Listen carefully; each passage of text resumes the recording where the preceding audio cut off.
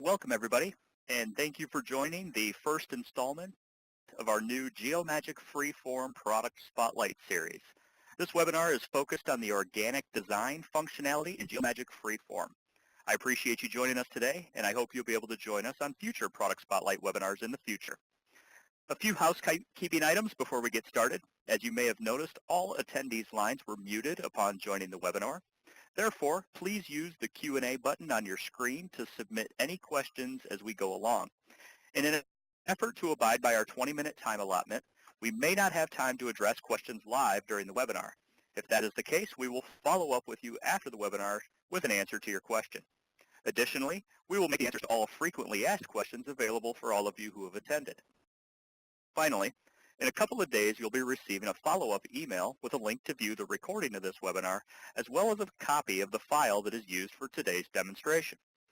Once again, thank you for joining us today. And now I'm going to pass it along to Jeff Moody, a Geomagic application engineer, and he will be demonstrating an organic design workflow that is commonly used throughout the Geomagic Freeform user community. Jeff, it's all yours. Thank you, Adam. Hello, everybody. Once again, my name is Jeff Moody. I'm an applications engineer with 3D Systems Software, and today I'm going to be demonstrating some basic techniques in Freeform. So traditionally, Freeform has been very popular in the medical industry, the toy industry, and the shoe industry because it offers a comprehensive tool set that allows those users to sculpt, detail, and deform virtual clay into any form. Forms like organic models with complex features that you couldn't model in traditional CAD packages. And even if you could model them in traditional CAD packages, it would take an enormous amount of time. The more time it takes, the more costly it becomes. So in the end, the benefit to the user is a time and cost savings. Additionally, it's pretty awesome to model a dinosaur and then add manufacturing parting lines in the same application. Today I'm going to be demonstrating how to create a wrist brace.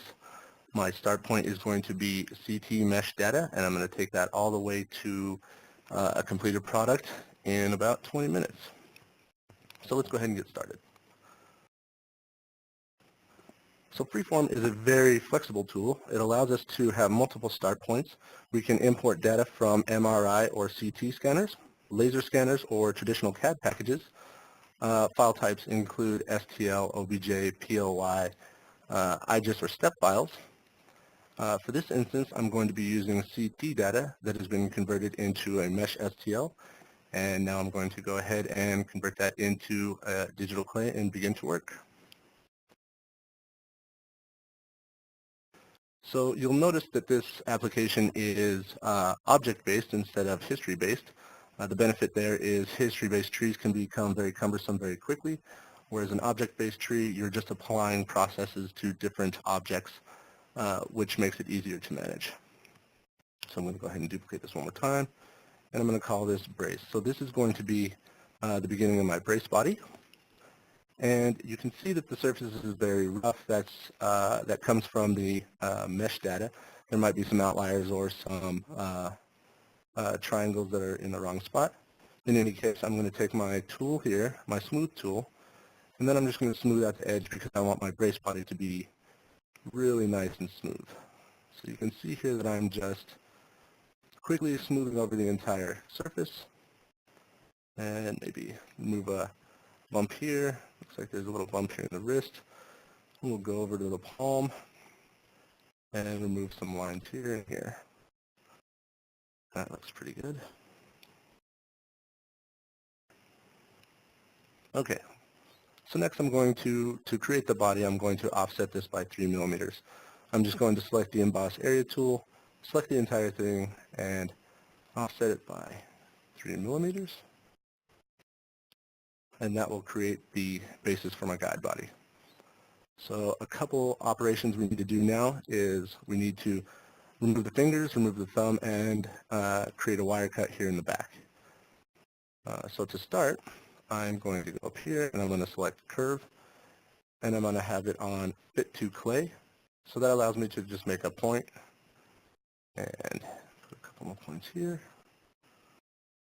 And you can see that the curve is automatically fitting to the clay. Perfect.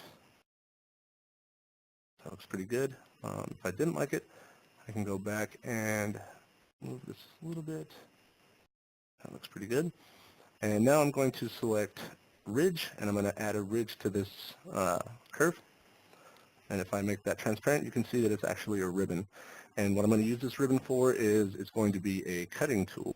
So I'm going to make it a separate piece with a high clay coarseness, so it makes it a sharp cutting tool. And I'll go ahead and add that, and it's going to display here. Okay, so I can go ahead and remove that from the brace. And you can see that I have a good cut line. Oop. Cut line here. Let me turn off colors real quick. So I'll go ahead and hide the ridge. And now I can remove the arm itself from this brace, which will give us a hollow brace body.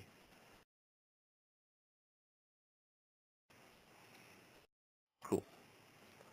Now what I need to do is remove the thumb, and to do that I don't have really any meaningful way that I need to do that, so I'm just going to go ahead and select the selection tool, and that gives me a bunch of different options to work with, like box select, polygon select, lasso select, or seed select. Now I'll go ahead and use the polygon select here, and I'll just kind of outline the thumb, push it all the way through, and delete.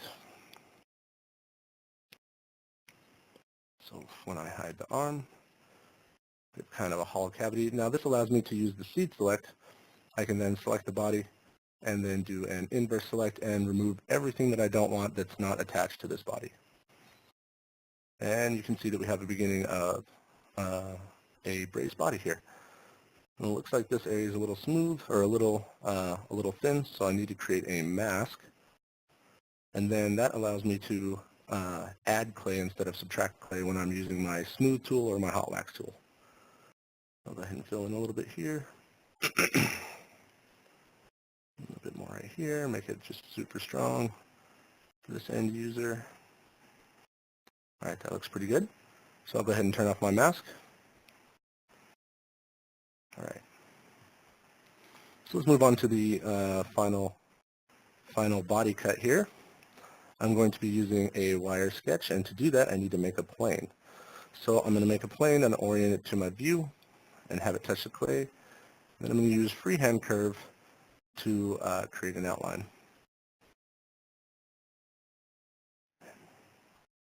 And that looks pretty good, and I'll just create one more curve here to enclose it. And I'll shrink the plane down. Then I'll use my wire cutting tool and select this sketch and cut all the way through my part. That's pretty good. So let's say that this person wants a two-part brace. He wants a top and he wants a bottom, and he wants them to be kind of unique. So we'll go ahead and create some parting lines on the side here. And again, we'll just repeat this process. I'll create a plane, make it normal to my view, and then I'll use this free curve here and create a unique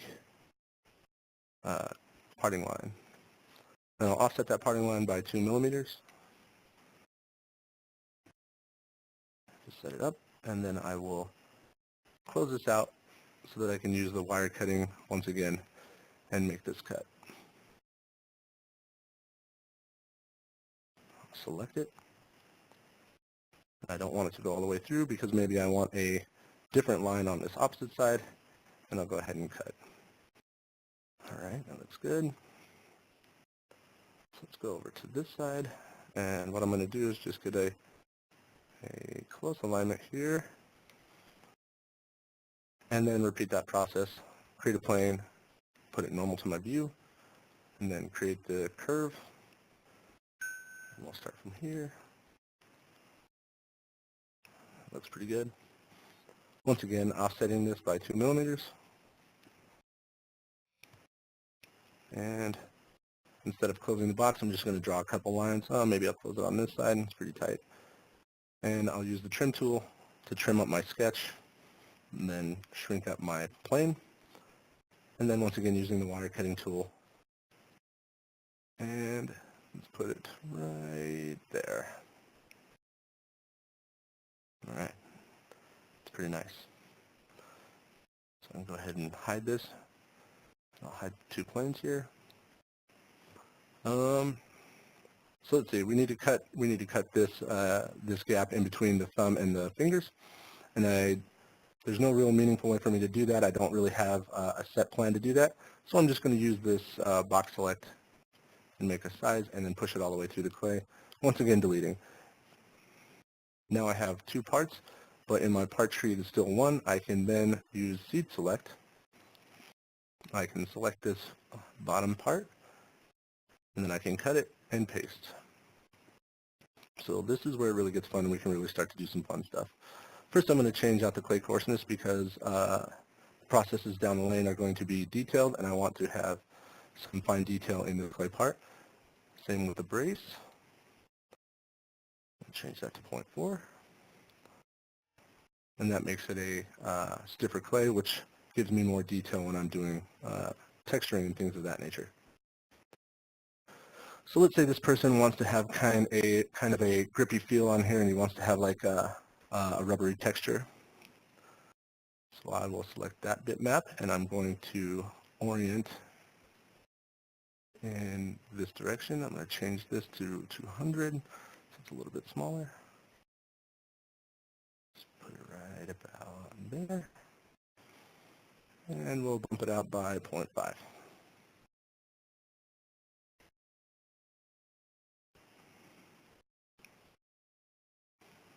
Let's take a little bit, and then once we're done, we can see that we have a nice bumpy surface here.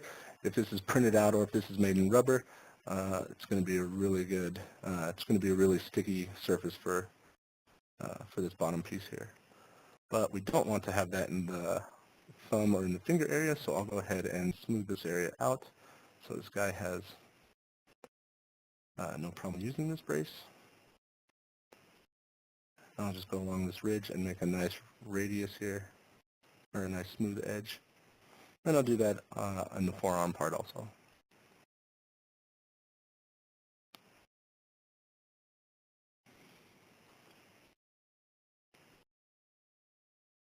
All right, that's pretty nice. All right, so we'll move to the top part of the brace. And I'll just go ahead and put a company logo on there. So once again, I'm selecting the emboss with image. I'm going to select this logo. And I'm going to change it to flatten onto plane. And then I'm going to orient, I'm going to change the aspect ratio to something manageable. And we'll just move that right here somewhere. Looks pretty good. And once again, we'll just bump this out by 1 millimeter. I'll go ahead and apply that. And that looks pretty nice. Now let's go ahead and add a name and make this for just any one person so they can recognize it easily. Once again, I'm going to use a plane and a sketch operation. So I've created my plane. It's oriented to my view. And I'll make it touch the clay. And I'll just select here. And oh, I've already got a name in there. So we'll create new. And then I will edit it to get it in the correct orientation here. And that looks pretty good. I'll shrink that plane down, and then again I'll use the wire cutting process. So instead of pushing it out or pushing it in, I'm going to use the raise, and it's going to raise this name off of this surface here. And I want to do that by probably 1 millimeter is good. And we can go ahead and hide that. Now we've got a nice brace for Kyle Parker. And maybe we want to add like a little artistic feel to it. So once again, I'll select emboss area, and I'll use this custom image here, and I'll find a pretty meaningful spot. Looks like right there is pretty good, and I'll just stamp it onto the surface of the part. And then again, just maybe one more time, right here. And that looks pretty good. Okay, and so now we have a little bit of cleanup to do. I'll go ahead and return this to solid. I'll select my eraser option here, and then I'll just start to remove these dots that I don't want to have, because maybe they're too close to something, or maybe they're too stretched here, like here on the edge. I'll go ahead and remove that one, remove that one. I'll keep a couple more of these. This one's pretty stretched. This one's really stretched. And one more. Then we'll go ahead and just add a couple of these back in using my little tool here.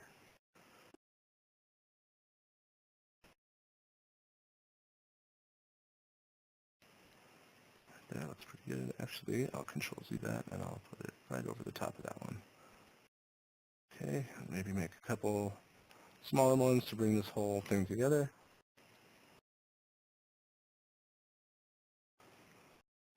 One more big one. Right there.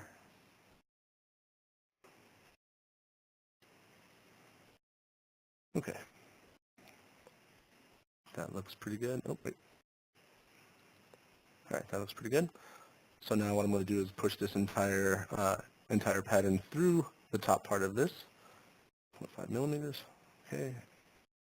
And I'll apply. So what this is going to do is it's going to create gradations where you see gradations, and it's going to shove it all the way through the top of the model here. So we have a couple of cleanup items to do. I'm kind of a lazy designer, so I didn't erase all of these as much as I should have. That's okay. We can go ahead and go in and shrink this ball down a little bit. And just like that. Area, it's kind of a mess. Just like this area, just a little bit. Let's see where else. There we go. Last but not least, side over here. Then once we have all the areas that we need to clean up selected and ready to go, we'll just go ahead and hit defeature. And basically what that's going to do is equalize the dent with all the surrounding voxels. All right. So now what I'm going to do is I'm going to go ahead and remove the arm from the brace to get rid of all of this stuff inside these holes here. And now once I've done that, I can go ahead and, it looks like there's a little bit of a mess there. So I'll just hit that, put it on low.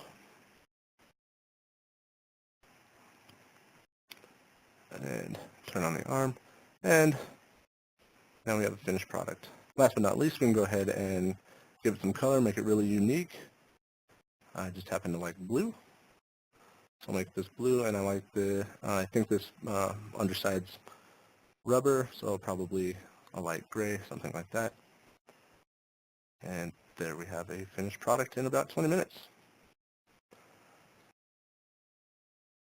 So once we're done with that,